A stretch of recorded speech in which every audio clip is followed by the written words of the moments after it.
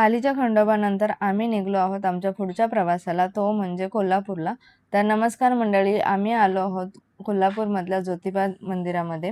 ज्योतिबाचं नाव घेतलं की सर्वात आधी आठवतो तो म्हणजे गुलालाचा गुलाबी रंग. मंदिराजवळ पोहोचल्यानंतर आम्ही सर्वप्रथम गुलाल आणि खोबरे घेतले आणि देवाच्या दर्शनासाठी रांगेत उभे राहिलो. त्या दिवशी भाविकांची खूप मोठी गर्दी होती, त्यामुळे दर्शनासाठी जवळपास आम्हाला 2 तास रांगेत थांबावे लागले. पण जेव्हा श्रद्धा असते तेव्हा वेळ कसा निघून जातो हेच कळत नाही. रांगेत उभे असताना चांग भलं चांग भलं असा जयघोष ऐकून संपूर्ण वातावरण भक्तिमय झालं होतं. प्रत्येक भाविकाच्या चेहऱ्यावर देवाच्या दर्शनाची उत्सुकता लागली होती.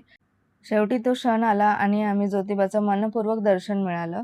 देवाच्या चरणी गुलाल आणि खोबरं अर्पण केलं आणि संपूर्ण कुटुंबासाठी सुख समृद्धी आणि उत्तम आरोग्याची प्रार्थना केली. दर्शन झाल्यानंतर आम्ही मंदिरात थोडा वेळ फिरलो. आजूबाजूला गुलालाने रंगलेले वातावरण, भक्तांचा उत्साह आणि सतत घुमणारा हा चांग भलं हा जयघोष खरंच खूप अनुभवायला खूप छान वाटत होतं. कोल्हापूरला आलात तर श्री ज्योतिबा मंदिरात नक्की भेट द्या. इथे तुम्हाला श्रद्धा, भक्ती याचा सुंदर संगम इथे अनुभवायला मिळेल. सो दर्शन झाल्यानंतर आम्ही मंदिराबाहेर थोडा वेळ घालवला आणि पुढच्या प्रवासाला निघालो. कोल्हापूरमध्ये आम्ही अजून काय-काय बघितलं हे मी पुढच्या व्हिडिओमध्ये सांगणारच आहे.